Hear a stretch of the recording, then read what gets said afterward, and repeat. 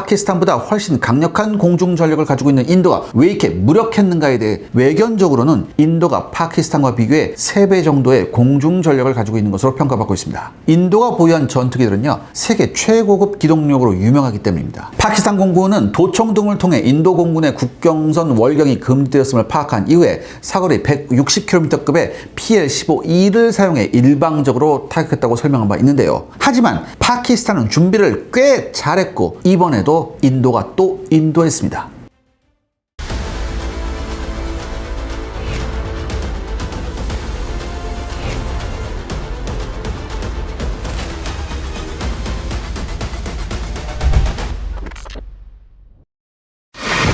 지난 시간에 라팔이 피하지 못했을까라고 하셨는데, 네네. 저 그게 되게 궁금하거든요. 네, 먼저 이게 PL-15E라는 그 미사일을 한번 알아봐야 되는데, 이게 양방향 데이터 링크를 가지고 있어요. 그래서 전투기가 공급해준 표적 위치 데이터를 활용해서 표적 주변까지 접근을 해요. 그리고 종말 단계에선 요 안에 이제 자체적으로 레이더가 있어요. 근데 이 안에 무슨 레이더가 있냐면 A사 레이더가 있거든. 즉 자기 자신이 가지고 있는 A사 레이더 시크를 사용해서 종말 단계에서 마지막으로 표적에 명중하는 거예요. 근데 중국은 인도의 라팔 도입에 대응해서 2021년에 신속히 자국 공군용으로 생산 중이던 J-10C를 우선 파키스탄에 공급했습니다. 그러니까 우리가 K2 전차 먼저 폴란드에 주듯이. 그리고 이러면서 PL-15의 수출형인 PL-15E 미사일 250여 발도 공급했죠. PL-15하고 PL-15E의 차이는 뭐냐면 사거리가 조금 차이가 나요. 그러니까 수출형은 조금 사거리가 다운그레이드 되긴 했는데 그래도 150km, 160km 나간다는 얘기지. 아무튼 이렇게 J-10CE하고요, PL-15E는 배치된 지 오래된 체계가 아니에요. 그렇기 때문에 인도 공군이 사용하는 주파수 대역 등의 핵심 정보를 제대로 파악하지 못했을 가능성이 높습니다. 현재 PL-15E의 레이더 시커가 사용하는 주파수 대역은요, 공개된 바가 없습니다. 하지만 많은 전문가들은 2010년대부터 유행하고 있는 KA-밴드 대역을 사용했을 가능성이 높다고 말하고 있어요. 이 KA-밴드는요, 미국의 패트리엇 팩3 미사일이 사용하기 시작해서 일본의 AAM-4B 중거리 공대공 미사일, 그 다음에 프랑스의 미카-NG가 도입을 했고요. 우리나라도 현재 청국 블록3와 한국형 중장거리 공대공 미사일을 사용할 계획입니다. 이렇게 KA-밴드는 2010년대 이후에 널리 사용되기 시작한 밴드이므로 라팔을 비롯해 인도 공군이 보유 중인 전투기는 대부분이 KA-밴드 대역을 탐지하고 제밍하는 능력이 없는 것으로 알려졌어요. 사실 이건 남의 얘기가 아닙니다. 우리 공군의 KF-21 보라매의 전사전 장비도 이 KA-밴드 대응 능력이 없어서 문제가 되고 있습니다. 물론 우리 한국형 전투기이기 때문에 공군이 요구하면 곧바로 대응은 가능하다고 하지만 반드시 이건 해결해야 할 문제예요.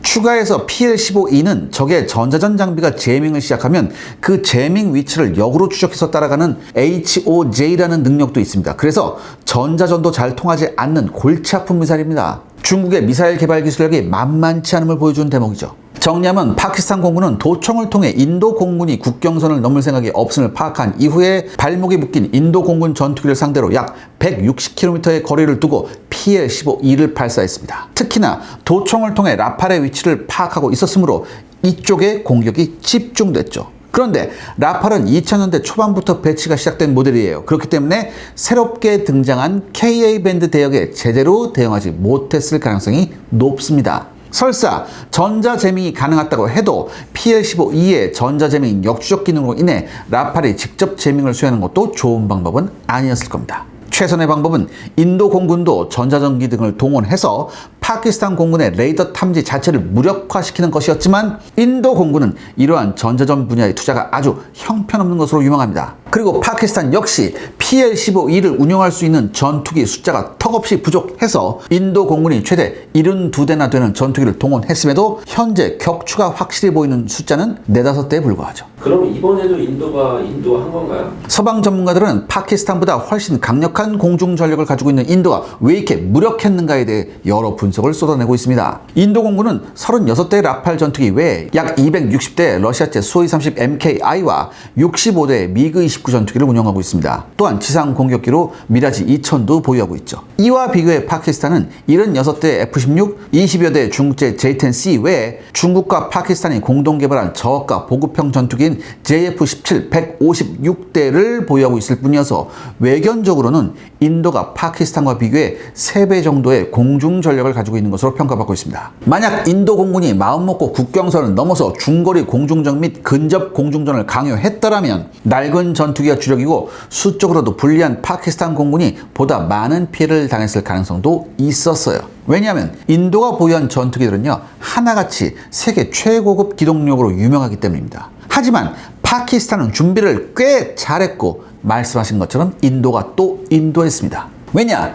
인도 정부는요, 파키스탄과 대규모 전투를 수행할 생각은 처음부터 없었던 것으로 보입니다. 카슈미르 파할감에서 발생한 테러가 파키스탄 정부의 소행보다는 이슬람 극단주의자 단체의 독단적 행동이라고 판단했을 가능성이 높아요. 현재 파키스탄은 2024년에 있었던 대규모 홍수로 인해 경제 상황이 엉망진창입니다. 그래서 얼마 전에 IMF를 통해 70억 달러 약 9조 8천억 원 규모의 구제 금융을 받기도 했습니다. 게다가 현재는요, 민족주의 광풍이 필요한 선거철도 아닙니다. 인도 정부 역시 선거철도 아니고요. 더욱이 러시아 우크라이나 전쟁 덕분에 괜찮았던 경제가 미국 트럼프 대통령의 취임 후 관세 전쟁이 시작되면서 세계 경제가 나락으로 갔죠. 따라서 인도 경제도 현재 상태가 별로 좋지 못했기 때문에 함부로 군사적 모험을 선택하기는 힘들었습니다. 그렇다고 해서 보복을 안 할 수도 없는 것이 인도의 모디 총리가 이끄는 집권 인도 국민당은요, 인기 비결이 바로 힌두 극단주의예요. 따라서 파키스탄에 보복하지 않으면 내부적 반발이 클 수밖에 없었죠. 그래서 인도군의 선택은 5월 7일에 국경선을 월경하지 않고 전투기에서 공중발사 순항미사일을 발사해 장거리 타격을 수행하는 것이었습니다. 주요 타격 방식은요, 소위 30 MKI 전투기에서 브라모스 A 초음속 공대지 미사일을 발사하는 것이었고요. 이 사거리가 무려 800km였어요. 이건 브라모스는. 뿐만 아니라 여러분 이제 스톰 섀도우로 잘 알려있는 스칼프 순항 미사일도 발사를 했습니다. 그리고요, 사실 파키스탄의 방공 체계가 스칼프하고 이 브라모스를 제대로 요격하지 못했거든요. 따라서 나름 인도 공군도 성과를 올렸다고 볼 수는 있습니다. 그래도 인도 손을 들어주기 힘들 것 같은데요? 파키스탄 공군은 도청 등을 통해 인도 공군의 국경선 월경이 금지되었음을 파악한 이후에 사거리 160km급의 PL-15E를 사용해 일방적으로 타격했다고 설명한 바 있는데요. 물론 인도 공군도 나름 대비는 했었어요. 2019년에 있었던 인도와 파키스탄의 공중전 당시 인도는 러시아제 R-77 공대공 미사일이 파키스탄의 전자전에 아주 무력하다는 점을 파악했죠. 그래서 프랑스로부터 사거리 80km급의 미카를, 이스라엘로부터는 사거리 100km급의 IW를 도입했습니다. 하지만 이 두 미사일이 PL-15E보다 사거리가 짧아서 별다른 활약을 못했죠. 추가해서 라팔에 장착된 미티어는요, 자료마다 차이가 있지만 사거리가 150에서 200km 정도이므로 충분히 PL-15E를 압도할 수 있었어요. 하지만 이번 공중전에서 제대로 미티어는 활약하지 못한 것으로 보입니다. 이 이유에 대해서는요, 설왕설래 추측이 많은데요. 추락한 라팔 전투기에 미카 장착용 파일럿만 보인다는 점을 통해 인도 공군이 나름 전략무기 취급을 하는 미티어의 사용을 최대한 제한했다는 주장이 존재합니다. 파키스탄의 PL-15E의 경우 대량으로 발사된 결과 이번에 그 형태가 거의 완벽한 모델도 발견되었는데요. 이 의미는 인도와 미국이 PL-15E를 수거해 그 성능을 파악할 수 있음을 의미합니다. 뭐가 어찌됐든 인도 공군은 파키스탄 공군이 보유한 전투기 중에 PL-15E를 운영할 수 있는 숫자가 30여 대 정도에 불과한 상황에서 굳이 자신의 전략 자산인 미티어를 노출시킬 필요성이 없다고 판단했다가 이번에 된통당한 거죠. 또 다른 분석으로는 파키스탄이 이번에도 성공적으로 인도 전투기와 지부 사이의 통신을 방해해서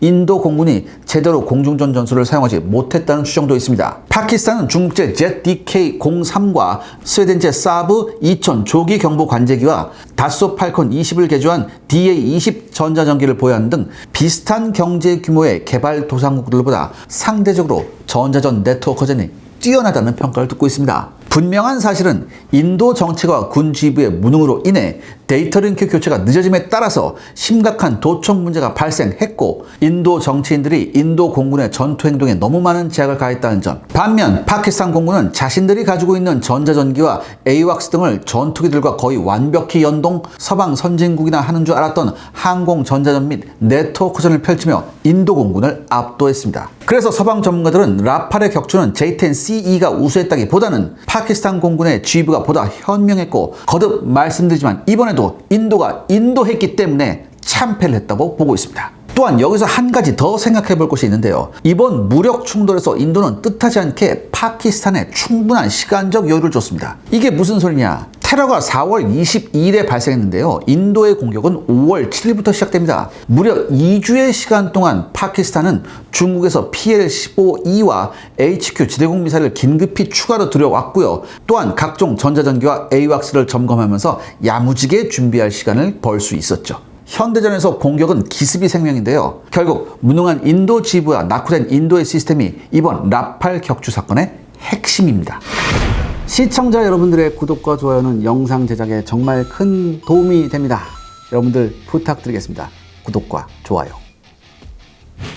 인도도 나름 반격을 했을 텐데요. 인도 공군도요, 5월 7일 공중전 결과에 나름 큰 충격을 받은 듯 하고요. 그래서 5월 8일에 이어진 대규모 공격에서는요, 전투기가 아닌 이스라엘제 슈퍼 하럽 자폭 무인기가 주로 사용되었죠. 파키스탄군 대변인은 인도가 이스라엘제 공격 드론 25개를 카라치와 라호르 등 주요 도심에 침투시켰지만 모두 격추했다고 발표한 바 있는데요. 이어서 파키스탄도 5월 10일 반격에 나서서 이른바 분얀 마수스 철의 벽 작전을 시작했습니다. 파키스탄군은 파타-1 전술 탄도미사일과 자폭 무인기를 사용해서 인도의 라자스탄, 파탄코트, 우담푸르, 구자라트 공군기지 외에 브라모스 미사일의 저장고 등 7개 지역과 시설을 타격했습니다. 인도군 대변인은요, 인도 방공망이 이를 무력화시켰다고 밝혔지만 인도 곳곳에서 불길이 치솟았습니다. 그러니까 파키스탄은 탄두 중량에 제한되는 무기를 주로 동원했고요. 인도 공군의 기지를 주로 타격함으로써 더 이상 교전을 확대시키지 않겠다는 의도를 보여줬죠.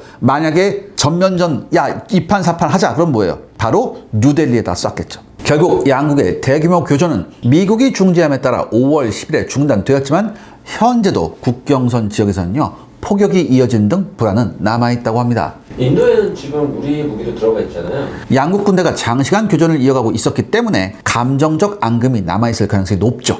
또한 인도와 파키스탄 내부에는요, 전투를 원하는 극단주의자가 엄청나게 많습니다. 때문에 이런 것들을 천천히 냉각시킬 시간이 필요해요.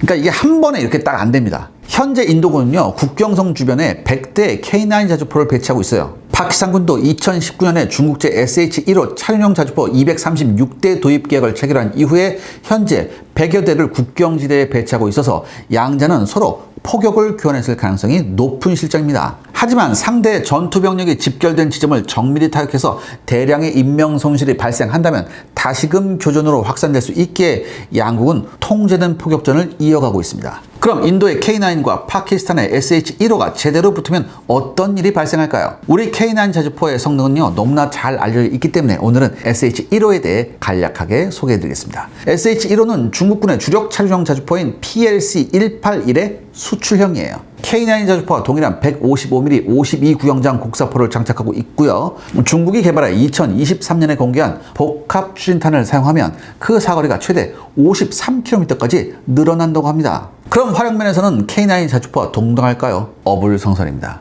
SH-1호는 포탑식 자주포가 아닌 사격 시에 5명의 포병이 외부로 노출된 상태로 하나하나 탄약과 장약을 운반해 반자동 형태로 사격을 수행합니다. 숙련된 포병이라면 분당 4발 정도의 사격이 가능하지만 현재 인도와 파키스탄이 충돌하고 있는 카슈미르 지역은요, 대표적인 고산 지역이에요. 그러니까 산소 부족으로 인해 지속 사격이나 장전 속도 면에서 많은 제한이 발생할 수밖에 없죠. 이런 차륜형 자주포는요. 이와 비교해 K9 자주포는 포탄 자동 장전 장치를 사용해서 분당 6발 이상의 속도로 3분간 사격할 수 있습니다. 또한 포병 모두가 10m 이내에서 근접 폭발한 155mm 파편을 방어할 수 있는 장갑 구조물 안에서 임무를 수행해요. 사실 K9과 SH-1호는요, 동급이 아닙니다. K9은 SH-1호 자주포 주변 50m 안에만 포탄을 착탄시켜도 노출된 포병과 차량 모두를 파괴할 수 있어요. 이와 비교해 K9 자주포를 파괴하려면요, 적의 포탄이 5m 이내에 명중해야만 합니다.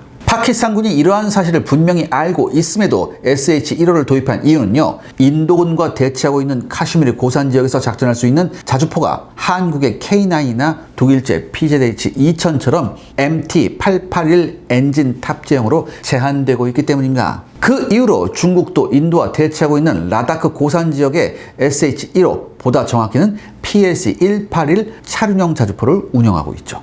이번 무력 충돌로 우리 무기 수출은 어떻게 될까요? 인도 파키스탄 분쟁으로 인해 한국형 무기의 인도 수출 가능성이 보다 높아졌다고 볼 수 있습니다. 인도는 앞서 설명했듯 국경선을 넘지 않고 장거리 공대지 미사일로 타격 작전을 수행했음에도 파키스탄 공군의 장거리 요격으로 인해 피해를 입었죠. 그 이후 인도는 슈퍼 하랍과 같은 자폭 무인기를 적극 활용하기 시작했고 파키스탄 역시 자폭 무인기를 사용한 것으로 알려져 있습니다. 향후 다시금 양국 사이의 분쟁이 발생하면 양국은 저가형 자폭 무인기를 대량 투입할 가능성이 높은데요. 현재 우리나라의 K-30 비호 자주 대공포가 인도 차기 대공포 사업의 후보로 참여하고 있어서 기대가 높아지고 있다고 합니다. 이 군용 자폭 무인기는요, 저가형의 상용 드론과 달리 기관포보다는 더욱 장거리에서 신공과 같은 지대공 미사일로 요격하는 것이 바람직하다는 것을 이번 러시아 우크라이나 전쟁에서 입증됐죠. 아무튼 인도는 K9 자주포의 높은 성능을 인정해서 추가로 100대를 발주했고요. 향후 우리나라에 K333 복합 추진탄을 발주할 가능성이 높아졌다고 합니다. 현재 인도가 K9 자주포에서 사용 중인 포탄은요, 그 사거리가 40km에 불과한 것과 비교해서 중국이 사거리 53km급 복합 추진탄을 배치하고 있으므로 만약 파키스탄이 마음만 먹으면 이번 공중전처럼 일방적인 장거리 공격이 가능해집니다. 그래서 인도 역시 사거리 53km급의 K333 복합 추진탄을 도입할 가능성이 높다고 판단되는데요. 현재 사거리 53km급 155mm 사거리 연장탄은요, 독일 라인메탈이 인수한 남아공 데넬 그리고 중국 외에 우리나라의 풍산만이 양산하고 있습니다. 현실적으로 K9 자주포에서 운영 중인 K333이 가장 유력한 후보에 해당되죠. 이어서 다음 시간에는요, 인도 파키스탄 공중전이 우리 공군과 KF-21 보라매에 미칠 영향에 대해 자세히 분석해 보고자 합니다.